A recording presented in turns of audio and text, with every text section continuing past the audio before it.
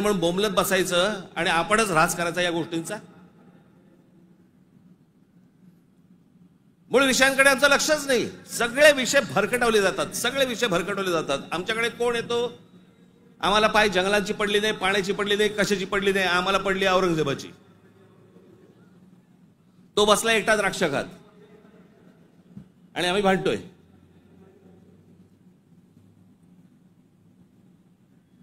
औरंगजेबाची कबर राहिली पाहिजे का उडवली पाहिजे? आत्ता कुठून आठवलं? चित्रपटाने जागे होणारे हिंदू काही कामाचे नाहीत.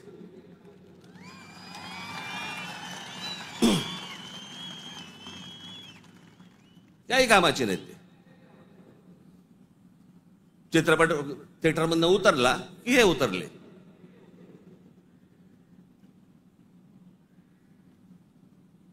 छत्रपती संभाजी महाराजांचं बलिदान तुम्हाला आत्ता कळलं विकी कौशल मेल्यावर?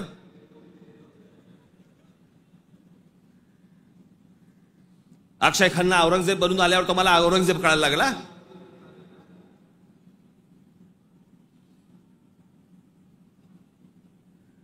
व्हॉट्सअप वरती इतिहास नाही वाचतायत. इतिहास वाचायचा असेल त्याच्यामध्ये पुस्तकामध्ये डोकं घालायला लागेल तुम्हाला.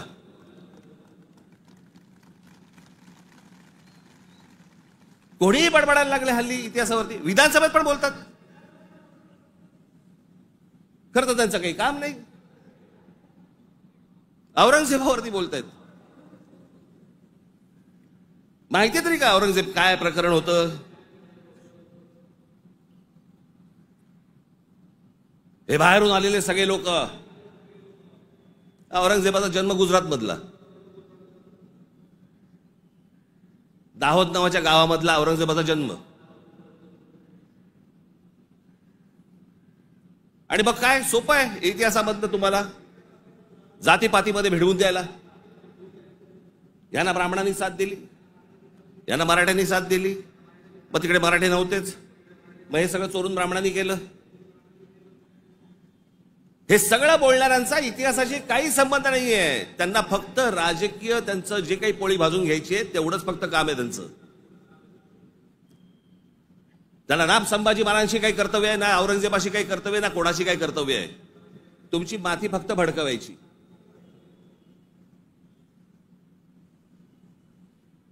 कसल्या इतिहास बोलतोय आपण? अहो, इतिहासाच्या पानात खोलवर गेलात ना, सगळ्या अपेक्षांची आणि कल्पनांची आणि भावनांची सगळी भांडी ठळाठळ फुटतील.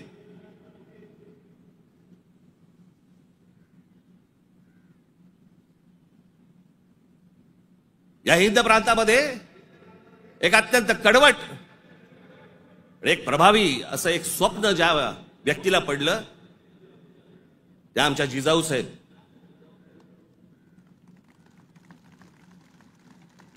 हे त्यांचं स्वप्न त्यांचे वडील असल्यापासून त्या बघत होत्या.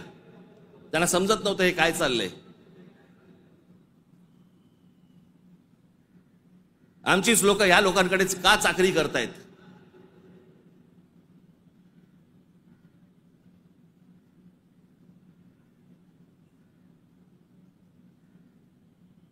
आणि छत्रपती शिवाजी महाराज म्हणजे या हिंद प्रांतावरती केलेला एक संस्कार आहे. तो एक चमत्कार आहे. ती एक विलक्षण घटना आहे.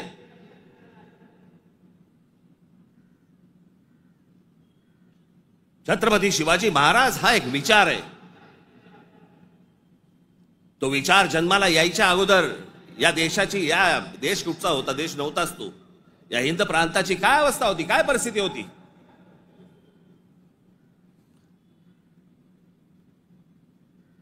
सर्व जातीचे लोक कोणाला कोणाच्याकडे होतेच ना कामाला. दूर कशाला जा. छत्रपती शिवाजी महाराजांचे वडील हे आदिलशाहीतच होते ना.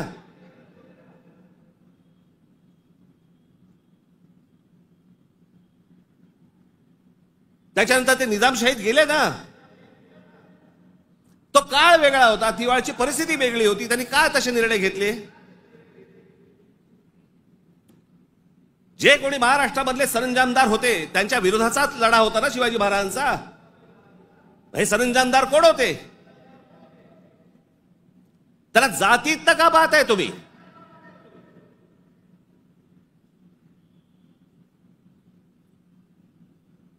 अफजल खानाचा वकील हा कोणी कुलकर्णी नावाचा होता, ब्राह्मण होता. अफजल खानाची बोलणी करायला गेलेला छत्रपती शिवाजी महाराजांचा वकील देखील ब्राह्मणच होता.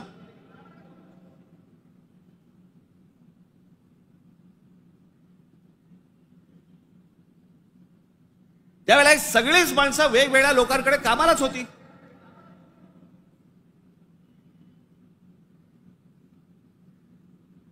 इतिहासातली प्रत्येक गोष्ट काही कागदावरती लिहिलेली नाहीये. त्यावेळेला त्या परिस्थितीत काय निर्णय घेतले असतील आपल्याला काय माहिती. 300-400 वर्षापूर्वीचा इतिहास, त्याच्यावरती आम्ही आज भांडतोय जातीत.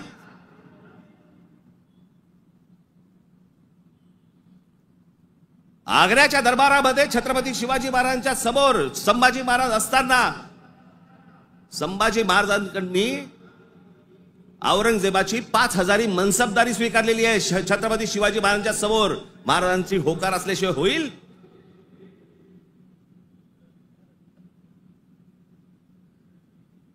पण आता दरबारात अडकलोय, स्वीकारण्याशिवाय पर्याय नाही. आता स्वीकारू, नंतरचं नंतर बघू. राजकारण असतं ते. परिस्थिती काय, त्या परिस्थितीमध्ये कोणते निर्णय घ्यावे लागतात, काय परिस्थिती असते आपण पाहणार आहोत का नाही. कशा अंगाने इतिहास पाहायचा असतो हे आपण कधी बघणार आहोत की नाही.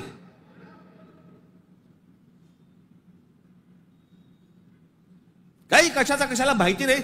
छत्रपती शिवाजी महाराजांसाठी औरंगजेबाचा जो माणूस आला होता, मिर्झा राजे जयसिंग राजपूत, हिंदू होता ना.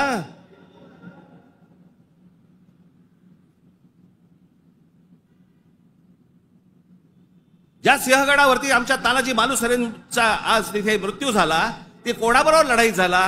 उदयबान राठोड बरोबर ना. राजपूत होता ना, हिंदू होता ना. काय घेऊन बसलोय आपण?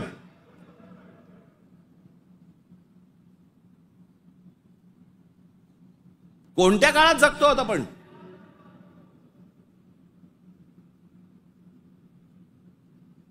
छत्रपती शिवाजी महाराजांच्या जन्माच्या अगोदरचा काळ वेगळा होता, नंतरचा काळ वेगळा आहे.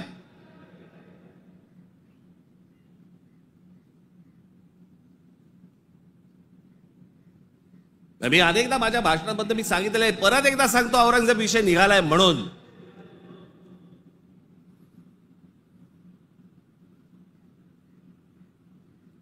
औरंगजेब बादशाह याचं राज्य कुठपासून कुठपर्यंत होतं? अफगाणिस्तान पासून दक्षिणेपर्यंत आणि इथे बंगालपर्यंत.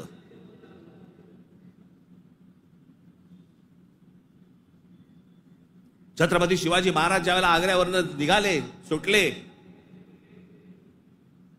महाराष्ट्र जेव्हा आले, त्याच्यानंतर राज्याभिषेक झाला 74 साली आणि 1680 साली महाराजांचा मृत्यू झाला, निधन झालं त्यांचं. त्या दरम्यान औरंगजेबाचा एक पुत्र, मुलगा, महाराज गेल्यानंतर दक्षिणेत आलाय आणि औरंगजेबाच्या मुलाला शह म्हणजे राहायला जागा बरोबर घेतलं. हे संभाजीराजांनी घेतलंय. तो तिथून पळून आलाय. वाचा जरा इतिहास, वाचा जरा. औरंगजेब ज्या वेळेला आग्र्यावरनं निघालाय, महाराज गेले 1680 साली आणि औरंगजेब महाराष्ट्रामध्ये पोहोचलाय 1681 साली. 1681 ते 1707, 27 वर्ष तो महाराष्ट्रात लढत होता.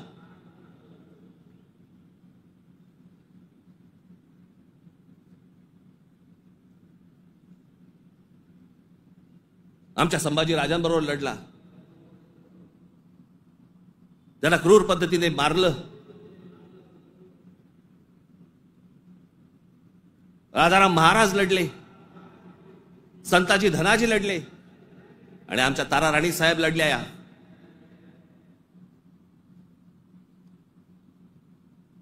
एक महाराष्ट्राचे खूप मोठे लेखक होऊन गेले, नरहर कुरुंदकर. त्या कुरुंदकरांच्या एका पुस्तकामध्ये फार अप्रतिम वाक्य आहे. की मराठे सर्व लढाया हरत होते, पण औरंगजेब एकही लढाई जिंकू शकत नव्हता.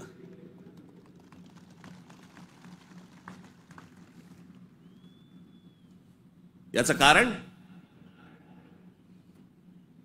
छत्रपती शिवाजी महाराजांचं निधन झाल्यावरती खरं तर औरंगजेबाने परत जायला पाहिजे होतं आग्र्याला. नाही, तो इथे का थांबला?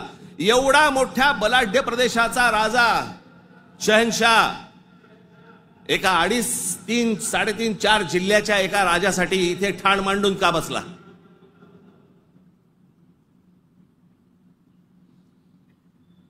त्याला माहिती होतं छत्रपती शिवाजी महाराजांचं निधन झालंय, मग का ठाण मांडून बसला होता? शिवाजी महाराज तर गेले होते, त्याला शिवाजी नावाचा विचार मारायचा होता, जो त्याला जमला नाही. सगळे प्रयत्न केले, सर्व प्रयत्न केले, आणि इथे शेवटी मेला. जगाच्या इतिहासामध्ये औरंगजेब वाचला जातो, अभ्यास केला जातो त्याचा, पण ज्या वेळेला त्याचा अभ्यास केला जातो त्यावेळेला जगभरातल्या लोकांना कळतं की तो काय करायला गेला होता आणि कसा मेला. तिथे छत्रपती शिवाजी महाराजांचं नाव येतं जगभरामध्ये.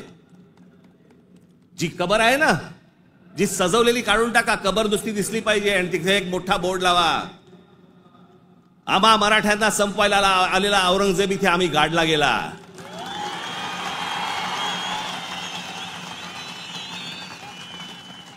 हा आमचा इतिहास.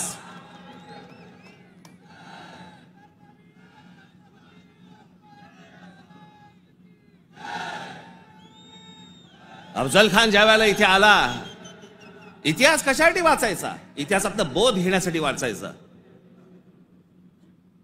अफजल खान जेव्हा इथे आला त्यावेळेला प्रतापगडावरती मारला गेला खाली, तिथेच त्याची खाली कबर खोदली गेली, तिथेच त्याला पुरला. मराठीत एक फार अप्रतिम जो शब्द आहे ना, पुरून उरीन, तो आहे, तुला पुरीन आणि उरीन.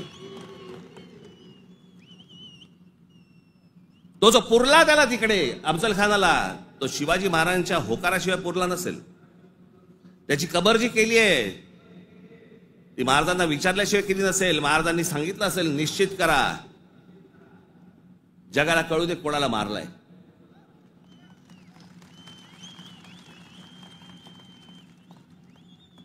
आपण ज्या मराठ्यांनी, महाराष्ट्राने ज्यांना ज्यांना गाडले त्यांची प्रतीकं नेस्तनाबूत करून चालणार नाही, ती जगाला दाखवली पाहिजेत, आम्ही यांना गाडलंय.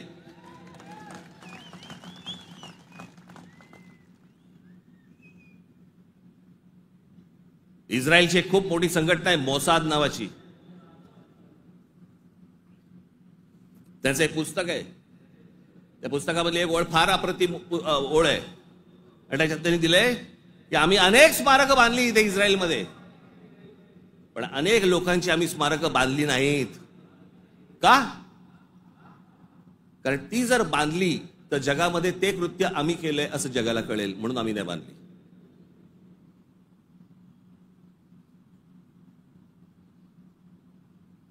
असा विचार ते करतात, आणि आम्ही कोणाला गाडले हे आम्ही जगाला दाखवायचं नाही. खरं तर शाळेतल्या लहान लहान मुलांच्या तिकडे ट्रिप घेऊन गेल्या पाहिजेत, बसेस भरून घेऊन गेल्या पाहिजेत, आणि लहान मुलांना सांगितलं पाहिजे, बाळांनो, महाराजांनी याला गाडला, हा आपल्यावर आला होता, हा आपल्या धर्मावर उलटला होता, हा आमची मंदिरं पाडत होता, हा आमच्या बहिणींची आबरू लुटत होता, याला आम्ही गाडला. नाही तर पुढच्या पिढ्यांना आम्ही काय इतिहास सांगणार आहोत?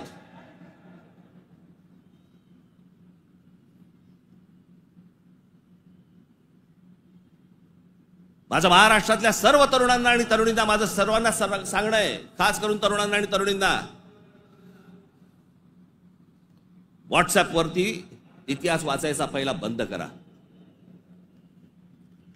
आणि इतिहास ज्या वेळेला तुम्हाला जातीतनं सांगण्याचा कोणीतरी प्रयत्न ज्या वेळेला करेल त्यावेळेला लक्षात ठेवा, तो कुठच्या ना तरी कुठच्या पक्षाला बांधील असेल. तुमची फक्त माती भडकवण्यासाठी हे सगळे उद्योग केले जातात. तुम्ही एक होऊच नाहीत, तुम्ही मराठी म्हणून एक येऊच नाहीत, तुम्ही महाराष्ट्र म्हणून एक येऊच नाहीत, याच्यासाठी जे सगळे प्रयत्न चालू असतात. मुळात विषय वेगळे असतात आणि मग विषय हे असले विषय काढून तुम्हाला भरकटवलं जातं, वेगळीकडे नेलं जातं आणि आम्ही तिकडे बघतो आणि बाकीचे इकडे काम आटपून घेतात. मधल्यामध्ये अडाणींना जमीन पण मिळून जाते.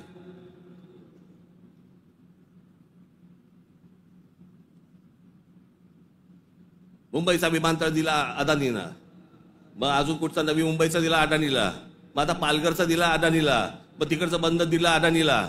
अदानी हुशार निघाला, आम्ही अडाणी निघालो.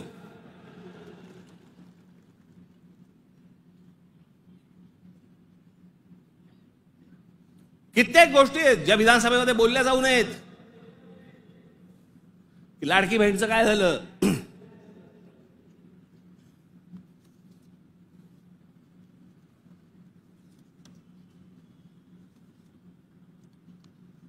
लाडकी बहीणचं काय झालं? काही नाही. बंद होणार ती योजना. मी निवडणुकीच्या वेळेला सांगत होतो, पण माझं खरं सांगून तुम्हाला पटलं नाही, त्यांचं खोटं सांगून पटलं. काय कमाल आहे.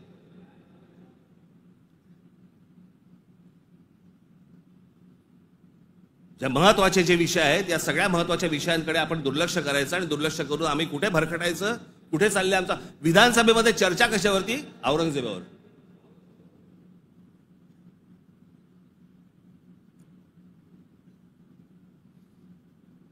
मी तुम्हाला मुद्दामून सांगतोय की तो तुर्कस्तान म्हणजे आताचा टर्की हा देश तलवारीच्या धारेवरती, धर्माच्या धारेवरती उभा राहिला. सगळ्या ठिकाणी आक्रमण केली. हा औरंगजेब यांचे हे सगळे आहेत ना, बाबर बिबर पासून सगळे, हे सगळे तुर्की मंगोलियन लोक आहेत. आपण ज्यांना मोघल म्हणतो ना, मोघल म्हणजे मंगोल्स, चंगीज खान वाले. हा तुर्की मंगोल आहे. सगळं धर्म, सगळं मुस्लिम धर्म तलवारीच्या धारेवरती सगळा देशभर जगभर पसरवण्याचा प्रयत्न केला. नंतर धर्माच्या आधारावरती तुम्हाला देश नाही उभा करतायत.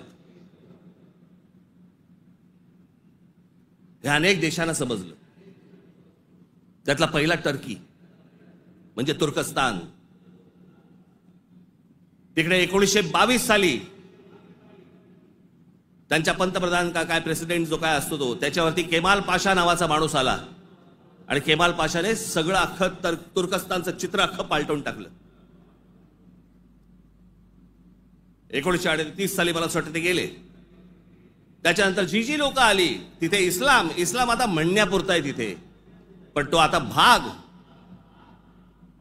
दक्षिण युरोप म्हणतात त्याला, दक्षिण युरोप.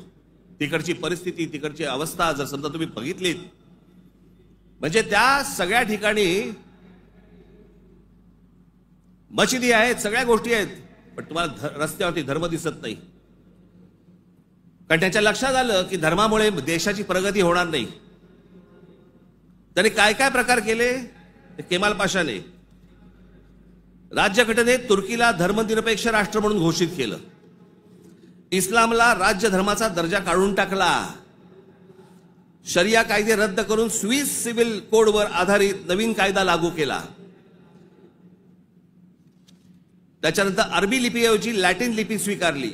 फ्रेंच फेज टोपी त्यांची जी होती त्याच्यावर बंदी आणि पाश्चिमात्य पोशाखांना प्रोत्साहन दिलं. मशिदींमधील अरबी प्रार्थनांना तुर्की भाषेत बदललं. आता सध्याचे टर्कीचे सध्याचे अध्यक्ष एर्दोगन यांनी मवाळ इस्लाम स्वीकारला वगैरे सोडा, टर्कीला दरवर्षी टुरिझम म्हणून किती लोक भेट देतात? 5 कोटी लोक भेट देतात. वर्षाला साधारणपणे $400 बिलियन त्यांचं उत्पन्न होतं, निर्माण होतं. हे देश सगळे त्याच्यातनं बाहेर पडतायत आणि आम्ही धर्मांधतेकडे जातोय. धर्म प्रत्येकाने जोपासला पाहिजे उंबरठ्याच्या आत. आणि त्यांनी जर समजा बाकीच्यांनी जर समजा धर्म रस्त्यावरती आणला तर मग काय आम्ही बुलडोजर फिरू? मी ज्या वेळेला सांगितलं होतं हे सगळे लाऊडस्पीकर बंद करा मशिदींवरचे, ऐकलं नाही. माझ्या 17,000 महाराष्ट्र सैनिकांवरती केसेस